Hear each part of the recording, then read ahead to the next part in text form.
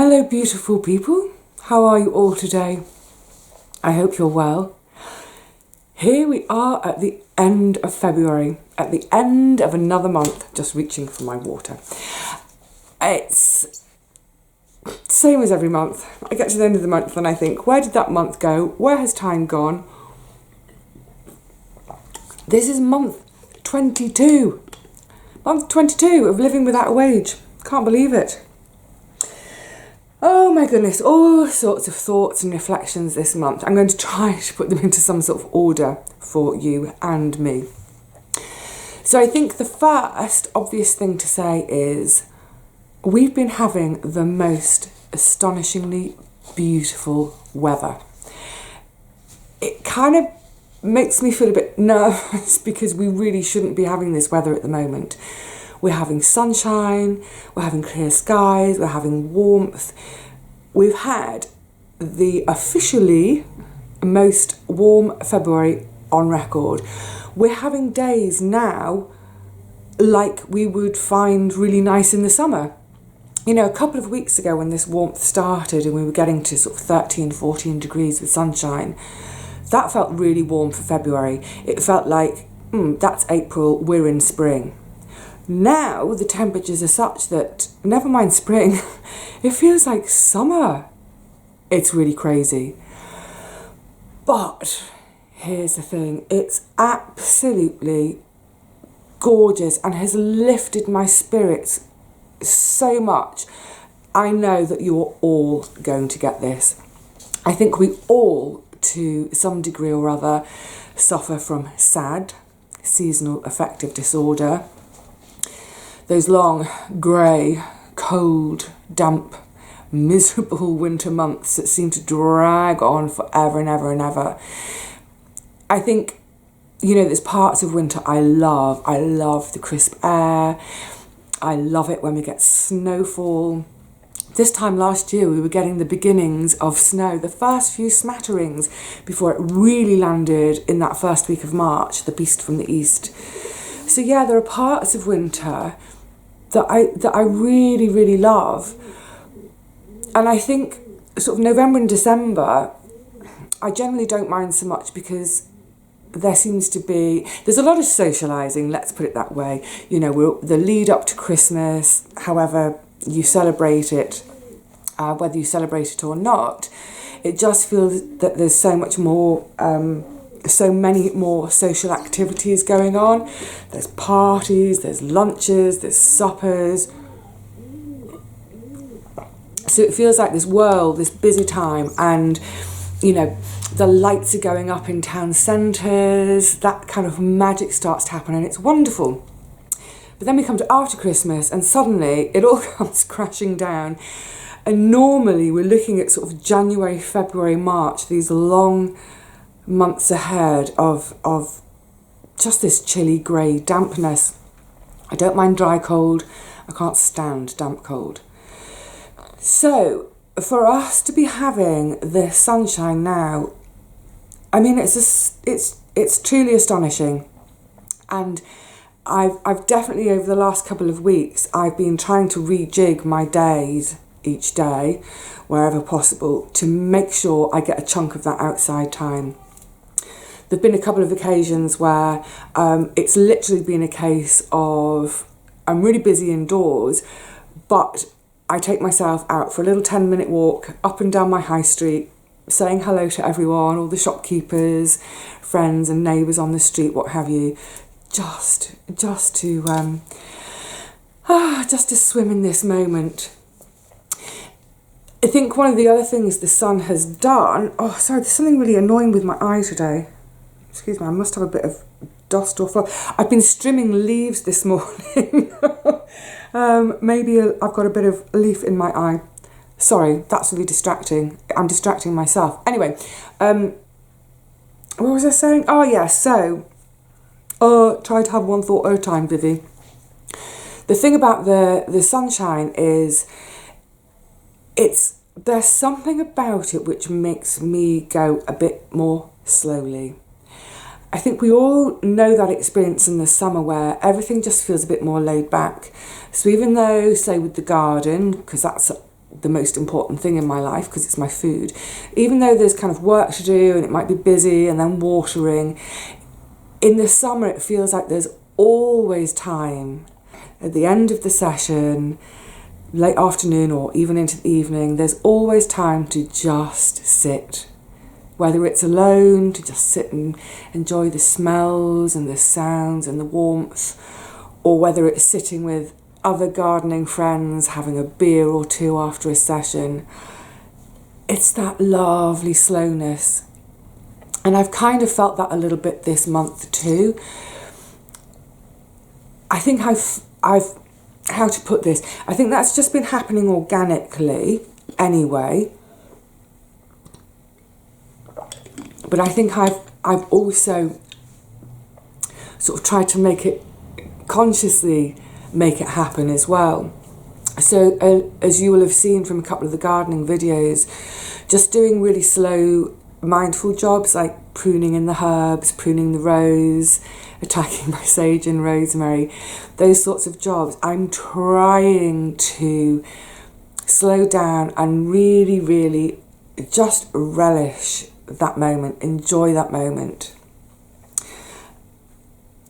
I'm hoping to sort of carry that on throughout the year, even as things get busier in the garden. And I'm trying to develop that kind of more slow, mindful attitude at home. I'm not really getting there yet. One of the things I was mentioning when I was doing the sage pruning was that essence of being in the moment and stopping oneself from thinking about the next job and the next job, the next 3 jobs that day, all the jobs coming that week. I still haven't quite mastered that at home, and I think what's really interesting is it doesn't seem to matter how quickly or slowly I go at home, I still just don't get my to-do list finished each day. And I do, in all honesty, I do sometimes worry about time and sort of fitting everything in. Which may seem really odd to anyone else who doesn't have a similar lifestyle. I'm sure there are a lot of people who think, but you don't work, you've got all the time in the world. So this is something else I've hinted at in previous videos. The fact of the matter is, I do work. I have the equivalent now of about 3 full-time jobs, plus a couple of part-time jobs. So this idea of being more in the moment and being slower in the moment, I really am trying to bring that into all the stuff I do indoors as well, whether it's sewing or the shop or organising things with my great aunt, even the days when I'm down with my great aunt. Yeah, because, you know, at the end of the day, we should try to make moments of joy and happiness and enjoyment for ourselves each day. Really, we should. There's enough to worry about. I worry about money all the time. I do worry about it. You know, I'm okay, but I'm always right on the edge. Right on the edge. I'm okay for food. I don't worry about food. I can grow it. That's great. But yeah, I worry about money. I worry about the time to get things done. I worry, I try not to, but I do worry about my health. Just because the bottom line is I'm in pain all day, every day. And it's horrible. It's absolutely horrible. And that definitely has slowed me down, not by my own choice. So I do think, oh my goodness, it's taking me 3 or 4 hours to do what I used to do in 1 hour. So I worry about these things, but I try not to worry too much. And I suppose what I'm trying to say is, yes, it's normal and natural to worry about those things, but rather than worrying about them 24 hours a day, and that crippling me with sort of indecision and inability to move forward, I I allow that worry, those thoughts, but then it's like, yeah, okay, you've done enough worrying. It's just time to get on with things and do what you can the best you can. So yes, I think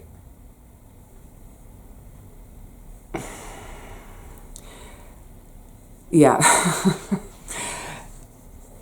I think we all naturally worry about things, but you just have to get on with things the best you can, don't you?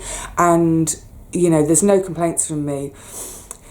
What I've been trying to do over the last 2 years is set up, if you like, a life for myself that I can live, that to me I'm living with my own integrity. I'm living the way I would like to live and the way I feel I need to live in terms of my footprint on this planet and all that sort of thing. So I love my life. I'm so grateful for everything I have in my life.